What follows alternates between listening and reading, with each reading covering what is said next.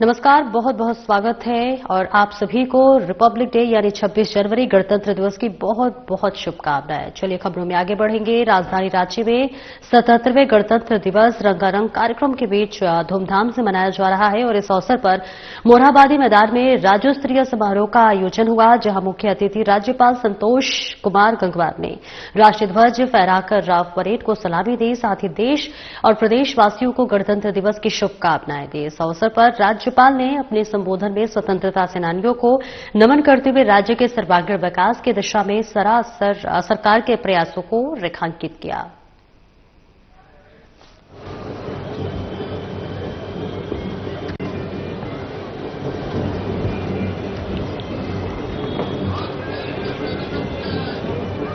मेरे प्यारे भाइयों बहनों और प्यारे बच्चों, यहाँ पर उपस्थित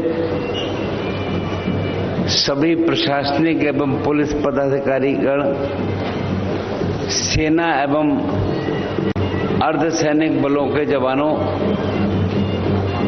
यहाँ पर उपस्थित प्रेस व मीडिया के हमारे मित्रों, आप सभी को जोहार, नमस्कार।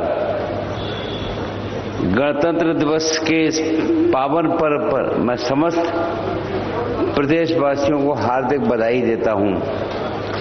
गणतंत्र दिवस हम सभी के लिए अपने राष्ट्र और अपनी संप्रभुता का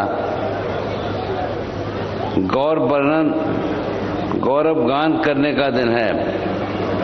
आज स्वतंत्रता सेनानियों को भी याद करने का दिन है, जिन्होंने अपने त्याग और बलिदान से हमें आजादी दिलाई और इस गौरवशाली गणतंत्र का निर्माण किया। गणतंत्र दिवस के इस पावन अवसर पर मैं राष्ट्रपिता महात्मा गांधी, नेताजी सुभाष चंद्र बोस, पंडित जवाहरलाल नेहरू, बाबा साहेब डॉक्टर भीमराव अंबेडकर, सरदार वल्लभ भाई पटेल जैसे महान देशभक्तों को हृदय की गहराइयों से नमन करता हूं। साथ ही मैं झारखंड के वीर सपूत धरती आबा भगवान बिरसा मुंडा, बाबा तिलका मांझी, वीर सिद्धू कानू, चांद भैरव, फूलो झानो, जतरा टाना भगत, नीलांबर पीतांबर, शेख भिखारी, टिकैत उमराव सिंह, पांडे गणपत राय सहित शहीद विश्वनाथ सहदेव जैसे अमर वीरों को भी श्रद्धापूर्वक नमन करता हूं। झारखंड राज्य के जननायक दिशोम गुरु शिबू सोरेन जी को भारत सरकार द्वारा पद्म भूषण पुरस्कार से अलंकृत किया गया है। ये पुरस्कार उनके अद्वितीय योगदान का सम्मान है, जो संपूर्ण राज्य के लिए गौरव का विषय है।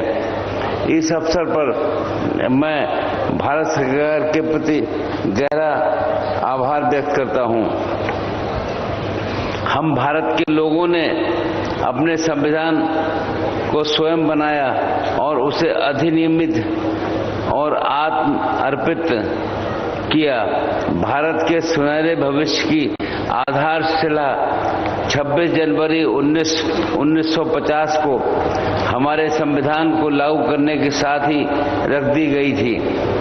हमारा संविधान अतीत के अनुभवों, वर्तमान की जरूरतों और भविष्य की चुनौतियों को ध्यान में रखकर बनाया गया। दुनिया का ये सर्वश्रेष्ठ संविधान है।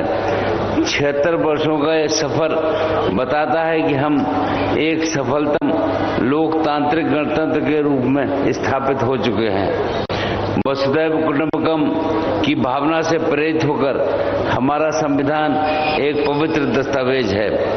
इसे एक ऐसे राष्ट्र के नागरिकों ने तैयार किया है जिसकी भावनाओं के मूल में विश्व बंधुत्व और मानव कल्याण की सोच है।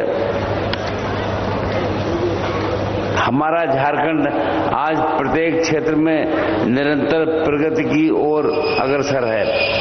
राज्य में अवसरों की कोई कमी नहीं है, चाहे आधारभूत संरचना में निवेश की बात हो, ऊर्जा क्षेत्र को मजबूती प्रदान करने की बात हो, उद्योग धंधों में नवाचार की बात हो, शिक्षा एवं स्वास्थ्य के क्षेत्र में सुधार का कार्य हो अथवा कृषि के क्षेत्र में नए सुधारों को लागू करने की बात हो।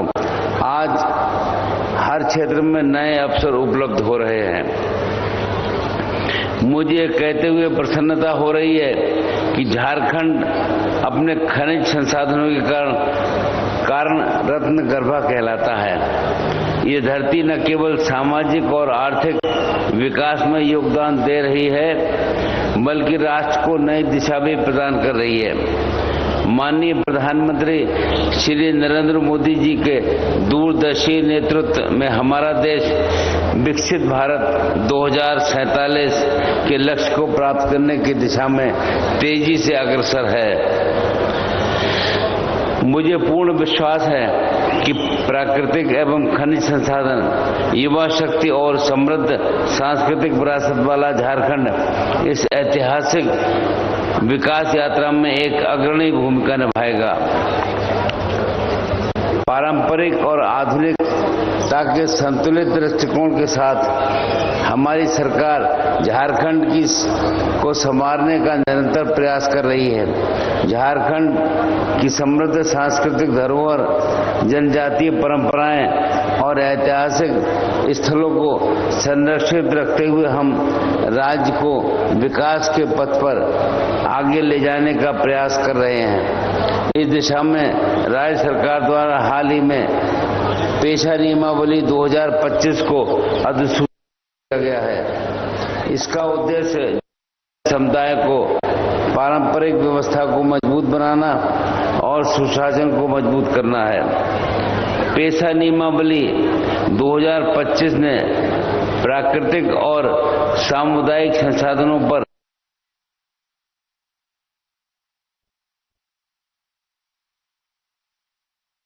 में जनजातीय समुदाय के अस्तित्व और अस्मिता की रक्षा की दिशा में पेशा नियमावली 2025 मील का पत्थर साबित होगी।